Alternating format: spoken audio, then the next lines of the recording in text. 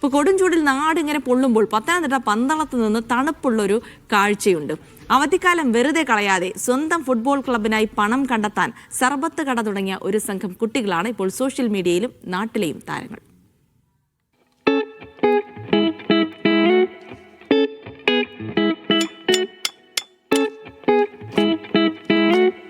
കൊടുംചൂടിൽ പന്തളം കരിങ്ങാലിപ്പാടം പൊള്ളി നിൽക്കുകയാണ്.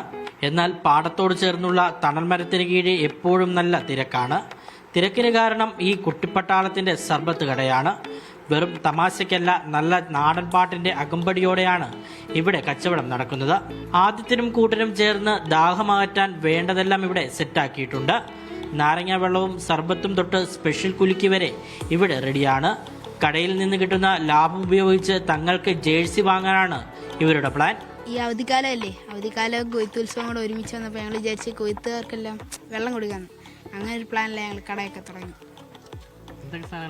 കടയിൽ കുലുക്കിയുണ്ട്, നാരങ്ങയുണ്ട്, ഉപ്പിലിട്ടുണ്ട്, ലേസുണ്ട്, ജ്യൂസുകളുണ്ട്. വരുന്നുണ്ട്.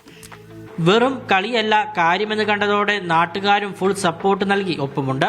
ചൂടിൽ വലഞ്ഞു വരുന്ന വഴിയാത്രക്കാർക്കും കൊയ്ത്തിനായി എത്തുന്ന പണിക്കാർക്കും ഈ കുഞ്ഞുങ്ങളുടെ ഉന്മേഷവും സർബത്തും വലിയ ആശ്വാസമാണ്. അടുത്ത ആഴ്ച കൊയ്ത്ത് തുടങ്ങുമ്പോൾ ഞാൻ ഇവിടെ വരുന്നുണ്ടെങ്കിൽ കുടിക്കാനും ഭയങ്കര ചൂടാണ്. ഇപ്പോൾ ഒരു 10 പൈസ സമ്പാദിക്കാനുള്ള രീതിയിൽ തന്നെ അവർ തന്നെ ശ്രമിക്കുന്നതുകൊണ്ട് അവർക്ക് നല്ല സപ്പോർട്ട് ജനങ്ങളും നാട്ടുകാരും എന്നുള്ള രീതിയിൽ ഞങ്ങളെ കൊണ്ടാകുന്ന സാമ്പത്തികമായാലും ശാരീരികമായാലും സഹായിച്ചു കൊടുക്കുന്നുണ്ട്. ഞങ്ങൾക്ക് പിന്നെ ഇവിടോട്ടിറങ്ങുമ്പോൾ ഇച്ചിരി തണുത്ത വെള്ളം കിട്ടുന്നുണ്ട്. പൈസ കൊടുത്തായാലും അത് കിട്ടാനൊരു ഭാഗം ഉണ്ടാക്കുന്നുണ്ട്. കരിങ്ങാലിപ്പാടത്ത് കൊയ്ത്തുത്സവം കൂടി തുടങ്ങാനിരിക്കെ കച്ചവടം ഇനിയും പൊടിപൊടിക്കുമെന്ന ആവേശത്തിലാണ് ഈ കൊച്ചുകൂട്ടുകാർ.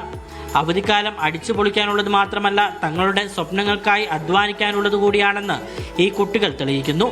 കൊയ്ത്തുകാലത്ത് ആശ്വാസമായി കുട്ടികളുടെ ഈ കുട്ടിക്കട വളരെ ഹിറ്റാണ്. ക്യാമറമാൻ അമൽ ജോണിനോടൊപ്പം വിഷ്ണു പുതുശ്ശേരി, മീഡിയ 1, പത്തനംതിട്ട.